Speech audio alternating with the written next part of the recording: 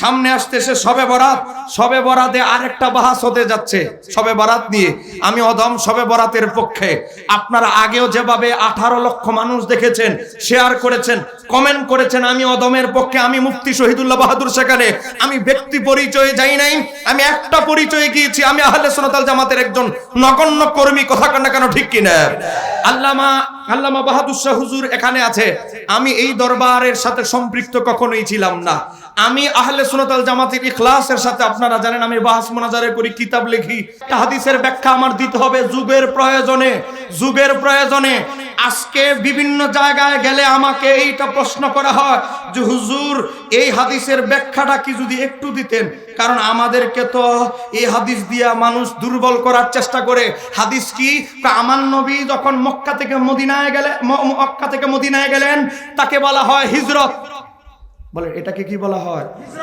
এজন্য কিছুদিন আগে 10-12 দিন আগে এক ভাড়াইট্টা বক্তা সে কি বলেছে? নবী পালায়ন করেছে। সার্চ দেন, ইউটিউবে সার্চ দেন, না হলে মোবাইল দেন, আমি বের করে দেই।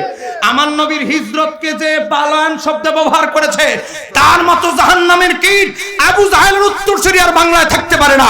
চিৎকার দিয়ে বলতে হবে, ঠিক কিনা? আজকে নাস্তিকদেরকে কথা বলার জন্য সুযোগ তারাই করে দিচ্ছে। কথা কন। এবার আসেন, আমি যেই কথা বলছি হাদিসটা ঠিকই আছে, কিন্তু অপব্যাখ্যা কিভাবে করে। হাদিস সহিহ মুসলিম হাদিস নাম্বার 969। আমার নবী আলীকে বললেন, আলী এই যে কবরগুলো দেখতেছো, সব কবরগুলো ভেঙে পাউডারের মতো সমান, জমিনের মতো সমান করে দাও। আর আমার ভাইরা দলিল ফেলেছে, দেখো দেখো মাজার যত উঁচা আছে সব ভেঙে পাউডার বানাইতে হবে। এটাই আমার নবী আলীকে নির্দেশ দিয়েছিলেন। এবার আসেন, আমরা বলবো তুমি যেই কিতাব থেকে দলিল দিছো সহিহ মুসলিম, সেই ইমাম মুসলিমের মাজারটাই ফাঁকা। কথা কও। তুমি যেই বর্ণনাকারী হযরত আলী থেকে দলিল দিছো, হযরত আলীর মাজারটাই ফাঁকা। সাবাবাজি টিকলো নি। আচ্ছা, এবার আসি। কেউ রাগ করতেছেন নাকি আপনারা? আরে আপনি তো জানেন আমি তো মানুষ ছোট কিন্তু বড় খেলোয়াড়। এই বাতিলদের জন্য আমি এমন ভাবে, এরা কি দলিলগুলো দিতে পারে, এগুলো আমাদের গুলো দলিলের চেয়ে তাদের দলিলটা আমি একটু বেশি ভরি। এজন্য আমার বাসায় গেলে সুন্নি বইয়ের চেয়ে ওয়াহাবি বই বেশি পাবে। আমার বাসায় দাওয়াত রইল, গিয়ে দেখবেন 80 থেকে 82 হাজার টাকা শুধু ওই বাতিলদের বই। কারণ তাদের বই না পড়লে তাদের ঘুমুর ফাঁস তো জানা যাবে না। কথা বলেন না কেন, ঠিক কিনা? সময় নাই, আমি ভাই থেকে সময় চেয়ে নিয়েছি। এই হাদিসের ব্যাখ্যা কি? এই হাদিস ভিন্ন সনদে এভাবে এসেছে। কিভাবে এসেছে? সহিহ বুখারী হাদিস নাম্বার 428। ফাআমারা রাসূলুল্লাহ সাল্লাল্লাহু আলাইহি ওয়াসাল্লাম, আমার নবী যে আদেশটা করেছিলেন বিকুবুরিল মুশরিকিনা ফানুবিশাত, আমার নবী যাদের কবর ভেঙে ফেলতে আদেশ করেছিলেন সেই কবরগুলো ছিল বিকুবুরিল মুশরিকিন, মুশরিকদের কবর। খুলে দেখো সহিহ বুখারী হাদিস নাম্বার 428, হাদিস নাম্বার 1667, হাদিস নাম্বার সহিহ মুসলিম 524। একটু ভালো করে দেখো, চোখে না দেখলে কুসু শাক খাও। কথা কন, ঠিক কিনা? এবার আসেন, এই হাদিসের ব্যাখ্যা কি? এই হাদিসের ব্যাখ্যা আজ থেকে প্রায় 650 বছর আগে ইমাম ইবনে হাজার আসকালানি বুখারীর ব্যাখ্যায় ফাথুল বারীতে লেখে, খণ্ড নাম্বার 1 পৃষ্ঠা নাম্বার 525 এই কিতাবে বলে, কয়লা বায়দাবিউ আল্লামা কাজী নসরুদ্দিন বাজাবি বলেন, লাম্মা কানাতিল ইয়াহুদু ওয়ান নাসারা ইয়াসজুদুনা লিকুবুরিল আনবিয়াই তাজিমান, ইহুদি নাসারারা তাদের পূর্বপুরুষ আম্বিয়ায়ে কেরামদের মাজারকে সামনে রেখে সিজদা দিত। তারপরে ওই আজআলুনাহা কিবলাতান, কিবলা বানায় নামাজ পড়তো। এরপরে কি করত? ওয়া তাকাযাহু আওসানান, দেব দেবীর মতো পূজা শুরু করে দিয়েছে। ওয়া মানা লানাহুম, আমার নবী তাদেরকে অভিসম্পাত করেছেন। ওয়া মানা মুসলিমিনা আন মিথলি যালিকা, আর মুসলমানদেরকে বলছে এত এত বিশাল বড় ওসা করে করে তাদের মতো কেবলা বানায় কবরে নামাজ পড়বে না, এটা আমাদের সংস্কৃতি নয়। ওই হাদিস মুশরিকদের কবরের হাদিস এনে লাগাই দিছে কোথায়? আজকে ওলি আল্লাহর মাজারে। আপনি তারে বলবেন, আমাদের একজন মুফতি শহীদুল্লাহ বাহাদুর 5 লাখ টাকা পুরস্কারের ঘোষণা দিয়েছে। হযরত আলী কোন কোন সাহাবীর মাজারটা ভাঙছে, সে সাহাবীর নামের তালিকাটা খালি দিল, 5 লাখ টাকা পুরস্কার দিয়ে লইব। করতে পারবেন আমার পক্ষ থেকে? কি 5 লাখ টাকা চিন্তা করতেছেন? 1 মাসের কামাই, 1 মাসও না 20 দিনের কামাই দিয়ে এলাম। আপনাকে রাগ করতেছেন নাকি? আমি যদি আমার শুধু হাসিমি ভাইয়ের সাথে আবুল হাসাম মিয়াজি ভাইয়ের সাথে শুধু সারা বছর বেড়ায়ও আমার অ্যাকাউন্টে 5 লাখ ঢুকে যাবে, কারণ বই ছাপায় দিছি, চলতেছে অনলাইনে, বস চলতেছে সারা দেশে। আপনাদের দোয়ায় এই বছর আমরা হিসাব করে দেখেছি 100-র উপরে কান্ট্রিতে সুন্নিয়তের এই বইগুলো পাঠাইতে পেরেছি আমরা। একটু জোরে বলেন আলহামদুলিল্লাহ। 100 রাষ্ট্রে আলহামদুলিল্লাহ। আমি ওদম, আল্লাহ রিয়া থেকে, অহংকার থেকে হেফাজত করো। বাবা 100-র উপরে রাষ্ট্রে আমরা এই বইগুলো পৌঁছাতে পেরেছি, এটাই সার্থকতা। টাকা কবরে নিয়ে যাব না। আমি আপনাদেরকে বলছি, তাদেরকে বলবেন হযরত আলী যদি মাজার ভেঙে থাকে, কোন কোন সাহাবীর মাজারটা বানাইছে এটা তালিকাটা দিয়ে দেন, আমরা আর আপনাদের দলে চলে যাব, কোনো অসুবিধা নাই, খালি তালিকাটা দিয়ে দিবেন। এবার আসেন এদের বড় হুজুর ইবনুল কাইয়্যিম জাওজি নবীর 4 খণ্ডের উপরে জীবনী কিতাব লিখেছে। এই কয়েক রিওয়ায়াতটা দিয়ে আমার আলোচনা শেষ। সেই কিতাবের নাম হচ্ছে জাদুল মাদ, লিখেছেন ইবনুল কাইয়্যিম জাওজি। জাদুল মাদের ভিতরে ইবনুল কাইয়্যিম জাওজি মসজিদে নববী নির্মাণের ঘটনায় লেখে। এই হযরত আলীর হাদিসের প্রেক্ষাপট লিখতে গিয়ে ইবনে তাইমিয়ার ছাত্র ইবনুল কাইয়্যিম জাওজি লেখে, নবী যখন মক্কা থেকে মদিনায় গেলেন, যাওয়ার পরে হযরতে আবু আইয়ুব আনসারীর বাড়িতে উঠলেন। আবু আইয়ুব আনসারী লম্বা এক পুরনো দিনের সিটি বের করলেন। এটা কার সিটি? ইয়া রাসূলুল্লাহ, আমার দাদার বাবা, তিনি ছিলেন একটা রোমান সম্রাট, ইয়াসরিব মদিনা দিয়ে যাচ্ছিল, ইহুদি একজন আলেম ছিল। সে বলল, আপনি কি জানেন এটা কোন শহর সম্রাট? এটা কোন শহর? এটা হচ্ছে ইয়াসরিব, সামনে এটার নাম হবে মদিনাতুল মুনাওয়ারা। এই জায়গায় নবী হিজরত করবে, আখিরি নবী নবীল উম্মি, এই জায়গায় ওনার রওজা হবে।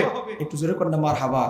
এই খ্রিস্টান সম্রাট বলে, ইহুদি আলেম, কোন ভাবে কি আমরা তার জমানা পাবো? না, আমার ছেলে পেতে পারে, তাও জানি না। আমার কিছু হৃদয়ের কথা যদি উনাকে বলতে পারতাম। বলার একটা রাস্তা আছে। রাস্তাটা কি? রাস্তা হলো একটা চিঠি লেখেন দামি পেপারে, দামি কালি দিয়ে, যা সহজে নষ্ট হবে না। চিঠি লেখার পরে অনেক সম্পদ কিনে ছেলেরা রেখে দিল। কে? আবু আইয়ুব আনসারীর দাদা, তাকে রেখে গেল।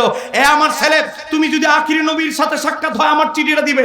তোমার সাথে যদি দেখা না হয়, তোমার ছেলে আমার নাতির সাথে দেখা হলে তাকে দিবে, অথবা তার ছেলেকে বলবে। আবু আইয়ুব আনসারী বলে, ইয়া রাসূলুল্লাহ, চিঠি এখন আমার কাছে বর্তমান আসছে। আমার দাদার বাবা চিঠি দিয়ে লিখে গেছে, আপনার যতটুকু জায়গা প্রয়োজন বাসস্থানের জন্য আপনাকে হাদিয়া দিতে, এই জায়গাটা আপনার জন্য ঠিক করেছি। এই জায়গা আমার নবী তার বিবিদের জন্য থাকার ব্যবস্থা করলেন। আমার নবী বললেন, মসজিদে নববী নির্মাণ করবার পাশের জায়গাটা আমার দরকার। আবু আইয়ুব আনসারী বলে, ইয়া রাসূলুল্লাহ, পাশের জায়গাটা তো আমার না।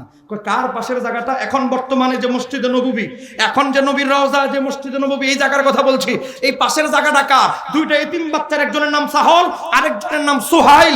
দুইজন এতিম বাচ্চার জায়গা, তারাও মুসলমান হয়েছে। আমার নবী বলে, তাদেরকে ডাকো, তাদের চাচাকে ডাকো, অভিভাবককে ডাকলো। আমার ছোট শিশু 2 উম্মত, তোমরা বলো তো, এই জায়গাটা আল্লাহর ঘর মসজিদের জন্য নির্মাণের জন্য আমি ক্রয় করতে চাই, বলো তো তোমরা কত দিনার হলে বিক্রি করবে? সাহল এবং সুহাইল বলে, ইয়া রাসূলুল্লাহ, আমাদের বয়স 10-9 হতে পারে, কিন্তু আমাদের বুঝ জ্ঞান আছে। আমরা আল্লাহর হাবিবের জন্য আমরা 2 ভাই সজ্ঞানে এই জায়গাটা হাদিয়া দিয়ে দিলাম। আল্লাহর হাবিব বলেন, আমি হাদিয়া তোমরা বলেছো, আমি পেয়েছি, কিন্তু নেওয়া যাবে না। কেন ইয়া রাসূলুল্লাহ? তোমরা এখনো ছোট, আমি যদি তোমাদের জায়গা নেই, ইহুদিরা মুনাফিকরা বলবে, কেমন নবী, আসতে দেরি, এতিমের জায়গা দখল করে ফেলছে, আমি কিনে নিব। বলো বাজার মূল্য কত? চাচা বললেন 10 দিনার। ঠিক আছে, 10 দিনার দিয়ে ক্রয় করে, এখন এই জায়গার ভিতরে পড়ে গেছে কিছু উঁচু উঁচু কবর, ইহুদি নাসারাদের কবর।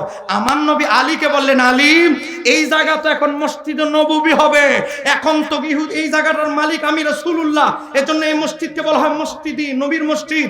এই জায়গায় যতগুলো কবর আছে, যেহেতু এটা আমার সম্পদ, সব কবর ভেঙে ফেলো। আর মসজিদ নববীর এরিয়ার যত কবর ভাঙছে, ওই কবরের হাদিস এনে লাগাই দিতেছে শাহজালালের মাজার, শাহপরানের মাজার। এখন আপনারা বলেন, ইসলামের অপব্যাখ্যাকারী কি আমরা না তারা? বলেন না কেন, আমরা না তারা? ইসলামের অপব্যাখ্যা করছে তারা, আর আমাদের উপরে সাফায়া দেয়। আল্লাহ এই ষড়যন্ত্রকারী ব্যক্তিদের থেকে আমাদের ঈমান আমল হেফাজত করুন। একটু জোরে বলেন আমিন। আপনাদেরকে 20 সেকেন্ডে ঘোষণা দিচ্ছি, আমার লিখিত, আপনারা জানেন প্রায় 42টার মতো বই আছে। আমার এক সেট বইয়ের দাম 11,700 টাকা, A to Z সব বই। একটা বই আপনাদের বাচ্চার জন্য, মহিলাদের জন্য একেবারে হাদিয়া হিসেবে তাদেরকে দিবেন। সহজ পদ্ধতিতে সহিহ নামাজ শিক্ষা। এখানে আছে সামনে যে শবে মেরাজ ষড়যন্ত্র, সামনে যে শবে বরাত হালুয়া রুটি, এখানে ষড়যন্ত্রের জবাব। তারাবি নামাজ সামনে আসতেছে 20 রাকাত না 8 রাকাত, এরপরে আজানের আগে সালাতু সালাম, তারপরে জানাজার পরে দোয়া সহ অনেকগুলো কিছু মাসালা এখানে আছে। পাশাপাশি 32 রকমের নফল নামাজ আছে। আপনার বাচ্চার স্মৃতিশক্তি খারাপ হলে কোন দুরূদ পড়বেন 266 পৃষ্ঠা, এখানে বিস্তারিত দলিল দেওয়া আছে। আপনার ওয়াইফ অনেক পর্দা, অনেক পবিত্রতার মাসালা জানে না, মাসিকের মাসালা, অনেক মাসালা লজ্জায় বলতে পারে না। চন্দ্রগ্রহণ হয়ে গেছে, মহিলা গর্ভবতী, কি নামাজ পড়বে জানে না। সূর্য গ্রহণ হয়ে গেছে, মহিলা গর্ভবতী, কি নামাজ পড়বে জানে না।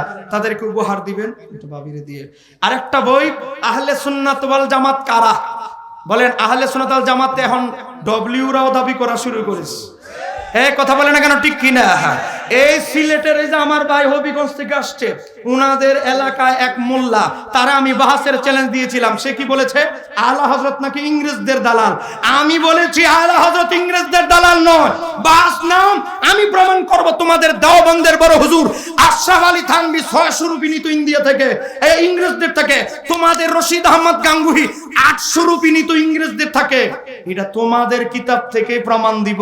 এখনো পর্যন্ত কেউ সাহস করে নাই, কারণ তারাও গবেষণা করে দেখছে এদের বড় হুজুররা আসলে ইংরেজদের থেকে টাকা পয়সা নিত, এজন্যই ভয়ে সাহস করে না।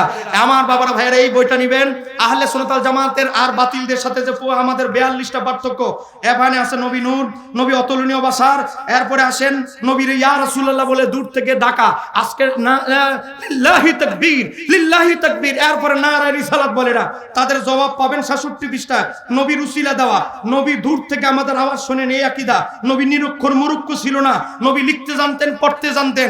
এজন্য নবী বলে ইন্নামা বুইস্তু মুআল্লিমান, আমি শিক্ষক হিসেবে প্রেরিত হয়েছি। জানাজার পরে দোয়া, দাফনের পরে দোয়া, পীর ও মুর্শিদের কদম বসি করা, এরপরে ঈদে মিলাদুন নবীর, নবীর নাম শুনে চুমু খাওয়া, জানার আগে সালাতু সালাম, হাজির নাজির। মোট কথা 45টা অ্যাটম বোমা হিসাবে আপনি 150 টাকা দিয়ে সম্ভব হলে একটা বই নেবেন। আমার ছেলে আসবে, কেউ উঠবেন না, আমার বই ব্যবসার দরকার নাই। ছেলে আসবে, আপনারা কেউ উঠবেন না। আল্লাহ সুবহানাহু ওয়া তাআলা যে ঈমানি আকীদার কথাগুলো বলা হয়েছে, আল্লাহ এগুলোর উপর ঈমান আকীদা মজবুত রাখার তৌফিক দান করো। একটু জোরে বলেন আমিন। আমার ভাই আল্লামা মুফতি আবুল হাশেম মিয়াজি সাহেব বলেন, আমার ভাইকে চিনেন কি চিনেন না? বর্তমানে ইমামে রব্বানী দরবার শরীফের খলিফা। একটু জোরে কর না মারহাবা। এই দরবারে অনেক দিন ধরে দীর্ঘদিন ধরে নিরলস শ্রম আমার ভাই দিয়ে যাচ্ছে। উনি আমার ভাই তার ছোট ভাইয়ের জন্য আমার প্রকাশনার 52 আইটেমের A to Z বই ওনার ভাইয়ের জন্য কিনেছে হাদিয়া দেওয়ার জন্য। একটু জোরে কর না মারহাবা। আপনারা নিবেন। এই ফিতনা বাসাদের যুগে আমাদের সুন্নিদের একটা বড় কুঅভ্যাস, আমরা বই পড়ি না।